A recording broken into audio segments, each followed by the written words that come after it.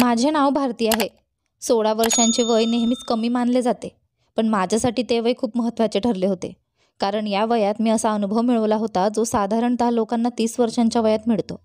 रात्रीच्या एखाद्या प्रहरी जेव्हा मी माझ्या आईवडिलांकडे पाहायचे, तेव्हा माझ्या भावना आवरायचं खूप कठीण व्हायचं आणि मी पूर्ण घामाने निथळून जायचे.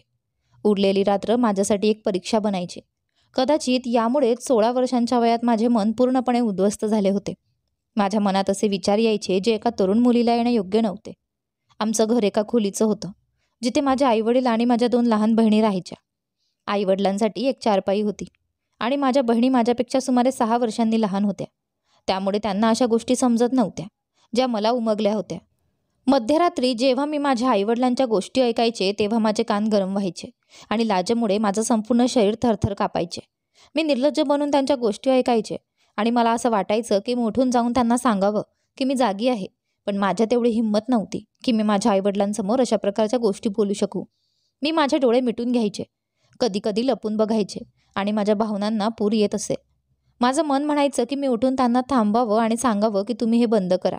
माझं धैर्य संपलं होतं. मी आणखी हे सगळं पाहू शकत नव्हते, पण मी फक्त विचार करत राहायचे. आमच्या घराच्या समस्या देखील फार चांगल्या नव्हत्या. आम्ही खूप गरीब होतो आणि अशा रात्री परत परत सहन करताना माझ्या आईवडिलांना या अवस्थेत बघून मी आतून एका अनामिक आगीत जळत होते.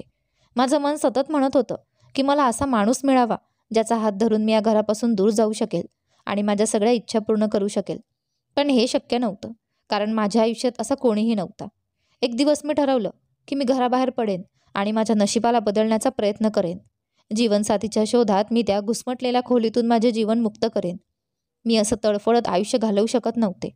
जेव्हा मी माझ्या आईवडिलांना सांगितलं की मला नोकरी करायची आहे, तेव्हा ते जोरजोरात हसले आणि म्हणाले की शिक्षणाच्या नावावर तुझ्याकडे काहीही नाही आणि तू नोकरी करशील? इथे चांगला माणूस देखील चपला घासत फिरतो. माझ्या आईवडिलांच्या या शब्दांनी माझ्या भावना जणू एका झटक्याने थंड केल्या. मी रागाने म्हणाले, पहा, मी एका आठवड्याच्या आत नोकरी शोधेन आणि मग हे घर सोडून निघून जाईल. माझ्या आईवडिलांनी माझे बोलणे ऐकल्यानंतर चपलेने मला उचलून मारलं आणि म्हणाले, ठीक आहे, जा, तुझा शौक पूर्ण कर, पण जर एका आठवड्यात नोकरी मिळाली नाही तर पुन्हा या घराच्या उंबरठ्यावर येण्याचे स्वप्नही बघू नकोस. माझ्या आईवडिलांचे हे शब्द ऐकून माझं मन कापलं. पण दुसऱ्याच दिवशी मी तयार होऊन नोकरीच्या शोधात बाहेर पडले. माझे आईवडील कुठल्याही प्रकारे मला नोकरी करू देण्यास तयार नव्हते. माझा बाप पूर्ण रात्र माझ्या आईला त्रास देत असे आणि आई हे सगळं सहन करून सकाळी उशिरा झोपून उठत असे. उठल्यावर ती तिच्या थकलेल्या शरीरासह घरातील कामांमध्ये व्यस्त होई. तिच्याकडे फारसं काही खास काम नव्हते, कारण ती दररोज रात्री माझ्या बापाच्या अत्याचारांना सहन करत असे. नेहमीच माझा बाप नशेत घरात परतत असे आणि त्यानंतर जे काही वागणूक करत असे, त्यामुळे माझी आई दिवसभर लाजेने आमच्यापासून तिचा चेहरा लपवत असे. तिला हे माहीत होते की मी आता मोठी झाली आहे आणि या सगळ्या गोष्टींचा अर्थ मला समजू लागला आहे. सध्या ती नेहमीच आपल्या चेहऱ्यावर पदर ओढून ठेवायची आणि माझ्याकडे नजरही उचलून बघायची नाही. या सगळ्या समस्यांमुळे मी नोकरी करण्याचा निर्णय घेतला, पण मला हेही माहीत नव्हते की कोणत्या ऑफिसमध्ये जावं आणि काय बोलावं. मी फक्त घरातून बाहेर पडून रिक्षावाल्याला सांगितलं, मला अशा ठिकाणी नेऊन सोड जिथे खूप साऱ्या फॅक्टऱ्या असतील आणि जिथे मला नोकरी मिळेल. जी थोडीफार रक्कम माझ्याकडे होती मी ती त्याच्या हातात दिली. त्याने मला एका फॅक्टरीच्या समोर नेऊन सोडले आणि म्हणाला, इथे रोज नवी मुलं येतात, तूही तुझं नशीब आजमाव. मी रिक्षावाल्याचे आभार मानले आणि फॅक्टरीच्या आत गेले. तिथे समजलं की इथे फक्त शिकलेल्या मुलींनाच नोकरी दिली जाते. आता मला काही कळत नव्हतं की मी काय करू. मी माझ्या वडिलांसमोर खूप मोठ्या गोष्टी बोलून आले होते, पण बाहेरची दुनिया काय आहे याबद्दल मला काहीही ज्ञान नव्हतं. आमच्या घराच्या शेजारी एक मुलगी राहत होती. कदाचित ती इथेच कुठेतरी काम करत होती. मी रिसेप्शनवर बसलेल्या एका मुलीला सांगितलं, माझी मालकांसोबत भेट घडवून द्या. मी स्वतः त्यांना माझ्या समस्या सांगेल. माझं बोलणं ऐकून त्या मुलीने माझ्याकडे नीट पाहिलं आणि म्हणाली, मालक प्रत्येकाशी भेटत नाहीत. माझ्या डोळ्यात अश्रू उभे होते, पण तिला माझी दया आली नाही. मी बाहेर जाण्यासाठी निघाले तेव्हा माझं लक्ष एका मोठ्या गाडीवर गेले. त्यातून एक पॅन्ट कोट घातलेला उंचपुरा माणूस बाहेर उतरत होता. मी केस मोकळे केले आणि त्याच्याजवळ गेले. मला कुठल्याही परिस्थितीत ही नोकरी मिळवायची होती आणि कोणाचा तरी आधारही हवा होता. मी हळू आवाजात त्याला म्हणाले, सर, माझं म्हणणं ऐका. त्याने मला एका खोल नजरेने पाहिलं, मग जवळ येऊन त्याच्या गार्डकडे पाहिलं. गार्डने सांगितलं, साहेब, ही मुलगी इथे नोकरीसाठी आली आहे. तो माणूस माझ्या सौंदर्याला दुर्लक्ष करू शकला नाही आणि डोक्यापासून पायापर्यंत मला पाहून मला त्याच्या मागे येण्याचा इशारा केला. मी मोठ्या अभिमानाने त्याच्या मागे मागे आत गेले. रिसेप्शनवर उभ्या असलेल्या बाईने मला पाहून आश्चर्यचकित होऊन पाहिलं, कारण मी बाहेर पडताना वेगळ्या अवस्थेत होते आणि आता वेगळ्या स्वरूपात दिसत होते. मी स्वतःला खूपच जास्त दाखवू लागले होते आणि माझं सौंदर्य सगळ्यांसमोर झळकत होतं. मी हसून रिसेप्शनवरच्या बाईकडे पाहिलं आणि मला असं वाटलं की मी पहिल्यांदा यशस्वी झाले आहे. पण मला हे कळत नव्हतं की मी माझ्या विनाशाच्या मार्गावर पाऊल ठेवत होते. मालकाने मला त्याच्या खोलीत नेले आणि समोर बसवलं. तो म्हणाला, तुझी फाईल दाखव, म्हणजे मला बघता येईल की तू या नोकरीसाठी पात्र आहेस का नाही. माझ्याकडे कोणतीही डिग्री नव्हती, कारण मी सरकारी शाळेत जे काही शिकले होते तेही फक्त 6वी-7वी पर्यंतच शिकले होते. त्यानंतर मी पुढे कोणतेही शिक्षण घेतले नव्हते. मी नम्रतेने सांगितलं, मी खूप कमी शिकले आहे, पण मला नोकरी करायची आहे. त्याने काही वेळ माझ्याकडे शांतपणे पाहिलं. मग तो उठून माझ्या जवळ आला आणि म्हणाला, तू नोकरी करशील? तुला कुठेही नोकरी मिळणार नाही. मी खुर्चीत बसले होते आणि तो समोरील टेबलवर झुकून बसला होता. त्यामुळे माझा श्वास रोखला गेला होता. खूप कठीणतेने मी बोलले, मला नोकरीची खूप गरज आहे, कारण माझ्या घराच्या समस्या काही चांगल्या नाहीत. माझं बोलणं ऐकून तो हसला आणि म्हणाला, ठीक आहे, मी तुला नोकरी देण्यासाठी तयार आहे, पण तुला खूप मेहनत करावी लागेल. असं म्हणत तो थोडा थांबला. मी त्याच्याकडे आश्चर्याने पाहत राहिले. मला माहीत नव्हते की तो मला कोणत्या प्रकारची नोकरी ऑफर करत आहे. मला एवढं कळाले होते की इतक्या सहजतेने मला कुठलीही नोकरी मिळणार नाही, आणि घराबाहेर पडल्यावर मला याची पूर्ण जाणीव झाली होती. चांगल्या नोकरीसाठी शिकलेले असणे खूप महत्त्वाचे होते. त्यामुळे मी मालकाला विचारलं, तुम्ही मला कोणती नोकरी देणार आहात? मालकाने त्याच्या हाताने माझे केस कानामागे केले आणि मग त्याच्या बोटांनी माझ्या मानेवरून फिरवत म्हणाला, जर तुला हवं असेल तर मी तुला माझी असिस्टंट म्हणून ठेवू शकतो. तुला कायमच माझ्यासोबत राहावं लागेल. जिथे मी जाईन तिथे तुलाही यावं लागेल. मालकाच्या माझ्यावर असलेल्या खोल नजरा अशा होत्या की माझ्या अस्तित्वात जणू एक करंट पडल्यासारखं वाटलं. हे पहिल्यांदाच होते की एखादा पुरुष माझ्या इतक्या जवळ आला होता. माझ्या भावना एका वादळासारख्या हलवल्या गेल्या होत्या. माझ्या आईवडिलांच्या शब्दांचा आवाज माझ्या कानात घुमू लागला आणि मी लाजेने मान खाली घातली. पण मी ही नोकरी गमावू शकत नव्हते. त्यामुळे मी मालकाला म्हटलं, ठीक आहे, मला ही नोकरी मान्य आहे. माझ्या उत्तरावर तो हसला आणि म्हणाला, आजपासूनच तुझी नोकरी सुरू कर. त्याने पुढे म्हटलं, तुला माझ्यासोबतच राहावं लागेल. मी विचारलं, माझं काय काम असेल? मग मालक सरळ उभा राहिला आणि म्हणाला, माझ्या कोटचे बटन उघड. मी आश्चर्याने त्याच्याकडे पाहू लागले. त्याने हसत मला पाहिलं आणि म्हणाला, तुझी नोकरी सुरू झाली आहे. मी पटकन त्याच्या कोटचे बटन उघडले. तो म्हणाला, आता हा कोट काढून बाजूच्या हँगरवर लाव आणि तुझा दुपट्टाही त्याच हँगरवर ठेव. जसा मालकाने मला आदेश दिला तसा मी माझा दुपट्टा काढून हँगरवर ठेवला. तो हसून म्हणाला, तुला माझ्यासोबत असंच काम करावं लागेल. या विचित्र नोकरीबद्दल मला आश्चर्य आणि आनंद दोन्ही वाटत होते, कारण हे काही फार मोठे कठीण काम नव्हते. त्याने मला चांगली पगाराची रक्कम सांगितली होती. मी त्याच्या कॅबिनमध्ये बसले. काही वेळ तो ऑफिसच्या कामात व्यस्त होता.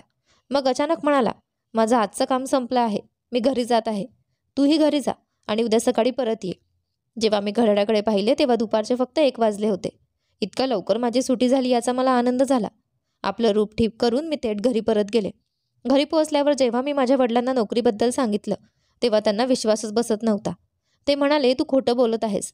पण जेव्हा मी त्यांना सांगितलं की मी एका फॅक्टरीत काम करत आहे तेव्हा त्यांनी विश्वास ठेवला. ते म्हणाले, तू जे काही कमावशील ते माझ्या हातात आणून दे.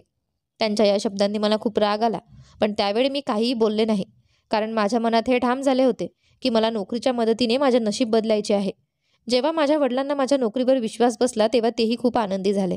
त्यांनी संध्याकाळी मिठाई आणली आणि त्यांच्या मित्रांच्या घरी गेले. जेव्हा ते परत आले तेव्हा ते नेहमीप्रमाणे दारूच्या नशेत होते. आता मध्यरात्र झाली होती, म्हणून मी पटकन माझ्या चारपाईवर झोपले आणि स्वतःवर चादर ओढून घेतली. काही वेळातच माझ्या वडिलांनी माझ्या आईला पकडले आणि त्यांच्या नेहमीच्या वागणुकीसारखं वागत राहिले. ते पूर्णतः नशेत होते आणि अशा अवस्थेतच माझ्या आईशी बोलत होते.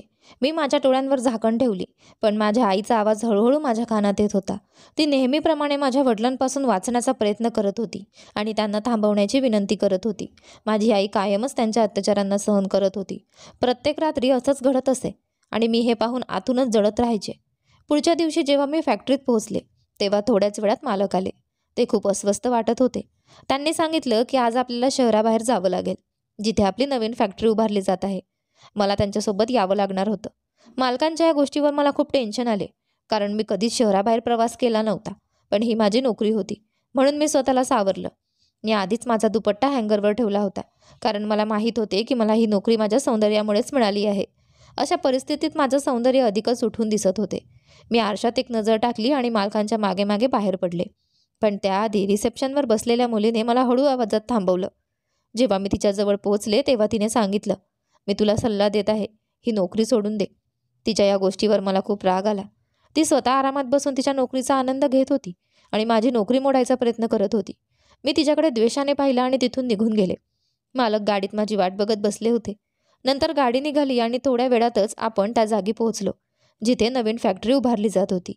मालकांनी काही वेळ तिथले सगळे काम स्वतः पाहिले, मजुरांशी चर्चा केली आणि नंतर गाडीत परत येऊन म्हणाले, इथे खूप गरमी आहे. इथेच जवळ माझं फार्म हाऊस आहे. तिथे जाऊन थोडा आराम करूया. माझ्या बाजूने याला नाही म्हणण्याचा काही प्रश्नच नव्हता. मग मी मालकांसोबत त्यांच्या फार्म हाऊसवर पोहोचले. त्यांनी मला त्यांच्या बेडरूममध्ये नेले. तिथे त्यांनी लाईटची तीव्रता कमी केली आणि मला पलंगावर बसायला सांगितलं. मी थोडा लांब बसण्याचा प्रयत्न केला, पण मालकाने माझा हात पकडून मला जवळ ओढलं आणि सांगितलं की मी खूप सुंदर आहे, म्हणूनच त्यांनी मला नोकरीवर ठेवलं आहे.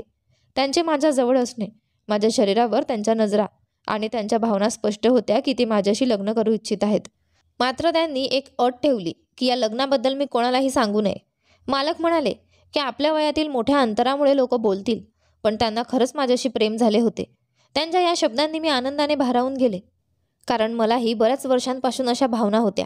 शिवाय त्यांनी मला एक वेगळं घर देण्याचे आश्वासनही दिलं. मी कोणताही विचार न करता होकार दिला. मग मालकाने मला त्यांच्या छातीशी जवळ घेतले आणि सांगितलं की आपण आजच लग्न करू. काही वेळातच त्यांनी पंडितजींना बोलावले आणि आपले लग्न लावून घेण्यासाठी व्यवस्था केली. आम्ही लग्न केलं. मी या सगळ्यात माझ्या आईवडिलांचा विचार केला नाही. मला फक्त माझ्या भविष्याचा विचार होता. आमचं लग्न झालं आणि जेव्हा सगळे परत गेले तेव्हा मालकाने खोलीचे दार बंद केले आणि माझ्यासोबत वेळ घालवायला सुरुवात केली. मालक अंदाजे 50 वर्षांचे होते, पण त्यांच्यात खूप ताकद होती. काही वेळानंतर मी त्यांच्यासमोर पूर्णपणे शरण गेले. त्यानंतर आम्ही नवरा बायकोसारखं राहू लागलो. पण ही माझी नोकरी होती, त्यामुळे मी रोज सकाळी कामावर जात असे आणि संध्याकाळी फ्री होऊन घरी येत असे. मला नेहमीसारखाच पगार मिळत होता. आता मी रोज ऑफिसला येत असे आणि मालक मला कोणत्या ना कोणत्या बहाण्याने बाहेर नेत असे आणि तिथे त्यांच्या इच्छांना पूर्ण करत होता. मला पण हे सर्व वाईट वाटत नव्हते, कारण आता मी त्यांची पत्नी होते. पण हा आमच्या दोघांमधील जगासमोर लपलेले जरी असले तरी एक पवित्र नाते होते. पण एका महिन्याच्या आतच मला समजले की मी प्रेग्नेंट आहे. माझ्या आईवडिलांना माझ्या लग्नाची बातमी नव्हती, म्हणून मी सर्वात आधी ही बातमी मालकांना सांगितली की मी त्यांच्या मुलाची आई होणार आहे. हे ऐकून त्यांचा चेहरा आनंदाने चमकला होता. ते म्हणाले, मी स्वतः तुला डॉक्टरांकडे घेऊन जातो. आणि ते मला त्यांच्यासोबत डॉक्टरकडे घेऊन गेले. खूप वेळापर्यंत गाडी पुढे जात राहिली. मी चिंतेत होऊन मालकांना विचारले की आपण कुठे जात आहोत, पण त्यांनी माझ्या कोणत्याही प्रश्नाचे उत्तर दिले नाही. जेव्हा गाडी थांबली तेव्हा माझा श्वास थांबला, कारण आम्ही एका गावात होतो आणि एका जुन्या हवेलीच्या बाहेर उभे होतो. मी आश्चर्यचकित होऊन मालकांकडे पाहिले तर ते म्हणाले की तू माझ्या मुलाची आई होणार आहेस, म्हणून मी तुला माझ्या घरी आणले आहे. हे माझे गाव आहे आणि मी या जिल्ह्याचा प्रधान आहे.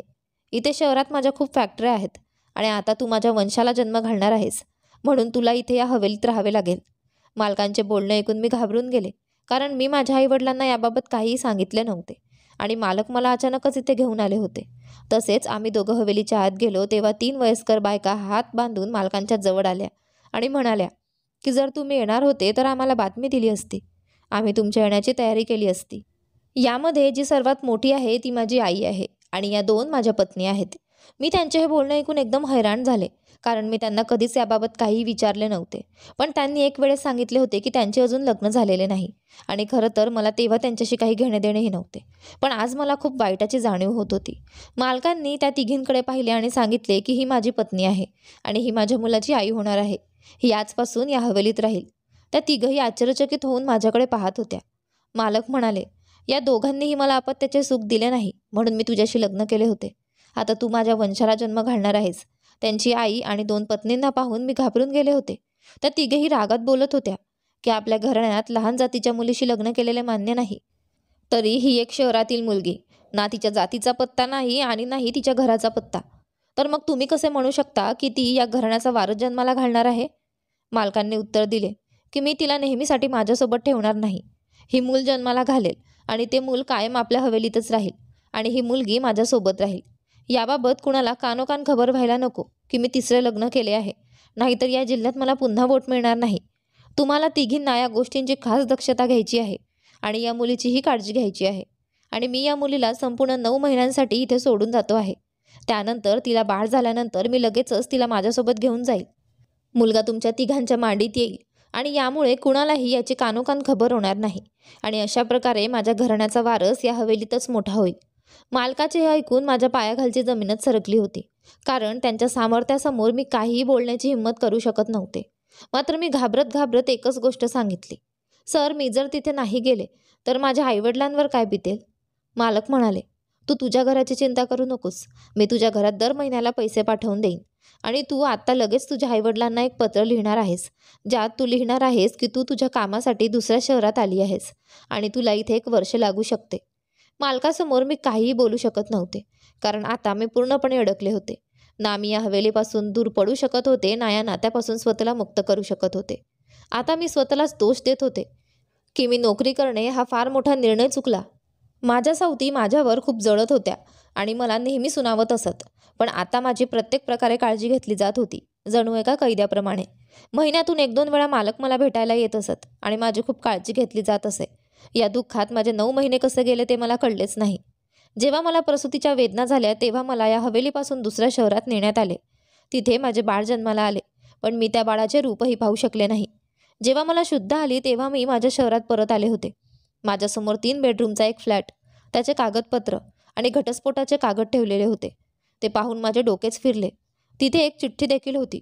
त्या चिठ्ठीत लिहिले होते, आता तुझ्याशी माझा काही संबंध नाही आणि राहिली तुझ्या नोकरीची गोष्ट, तर तुला माझ्या दुसऱ्या फॅक्टरीत नोकरी मिळेल, जिथे तू तुझं आयुष्य व्यवस्थित जगू शकतेस.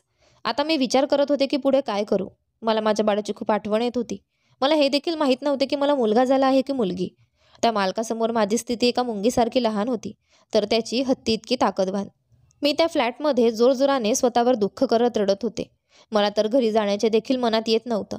पण मी केले तरी काय असते. शेवटी मी स्वतःला सावरलं आणि या प्रसंगाला एक वाईट स्वप्न समजून विसरण्याचा प्रयत्न केला. फ्लॅटमधून थेट मी माझ्या घरी पोहोचले. तो फ्लॅट माझ्या घरापासून फार लांब नव्हता. आम्ही एका झोपडीत राहत होतो, जिथे एकच खोली होती. जेव्हा मी घरी पोहोचले, माझे आईवडील मला पाहून खूप खुश झाले. त्यांनी विचारले, तू त्या शहरात 1 वर्ष कसं घालवलेस आणि काय केलंस? माझी तर संपूर्ण दुनिया लुटली गेली आहे. पण मी माझ्या आईवडिलांना काय सांगणार होते. मी त्यांना त्या भ्रमात ठेवले की मी माझ्या कमाईने एक फ्लॅट घेतला आहे, जिथे आता ते सुखाने राहू शकतील. आजपासून त्यांना या झोपडीत राहण्याची गरज नाही. माझे आईवडील आनंदाने निशब्द झाले. त्यांना काहीच कळाले नाही की माझ्यावर काय काय संकट आले होते. काही दिवसांनी माझे वडील या जगातून निघून गेले. आता फक्त मी, माझी आई आणि माझ्या लहान बहिणी उरलो होतो. मी माझ्या आईला माझं दुःख सांगून त्यांना त्रास देऊ इच्छित नव्हते. काही दिवस विश्रांती घेऊन मी मालकाच्या दुसऱ्या फॅक्टरीत नोकरीसाठी निघाले. तिथे मला नोकरी तर मिळाली, पण माझ्यावर आणखी एक संकट ओढवले. मला तिथल्या लोकांकडून कळाले की या फॅक्टरीच्या मालकाचा मृत्यू झाला आहे आणि आता ही फॅक्टरी त्यांच्या पत्नी चालवत आहेत. मी मालकाच्या पत्नीसमोर कधीच यायचे टाळत होते, कारण जर त्यांना कळालं की मी त्यांच्या फॅक्टरीत काम करत आहे, तर ते मला कामावरून काढून टाकतील. मी माझ्या बाळासाठी तळफळत होते. ज्या माणसाची माझे नाते होते, तो आता या जगात नाही. मी आता माझ्या बाळाला कसं भेटू शकते? माझ्याकडे काहीच पुरावा नाही, फक्त एक घटस्फोटाचा कागद आहे. कायद्याच्या मदतीने मला माझ्या बाळाला भेटायला मिळेल का? कृपया कमेंट्समध्ये मला सांगा की मी पुढे काय करावं. जर तुम्हाला आजची कथा आवडली असेल तर व्हिडिओला नक्की लाईक करा आणि तुमच्या मित्रांसोबत शेअरही करा. आणि हो, जर तुम्ही अद्याप आमच्या चॅनलला सबस्क्राईब केले नसेल तर नक्की सबस्क्राईब करा. आम्ही उद्या पुन्हा भेटू एका नवीन आणि मनोरंजक कथेसह. तुमचं प्रेम आणि साथ कायम ठेवत राहा. सर्वांना माझा प्रेमाने भरलेला नमस्कार.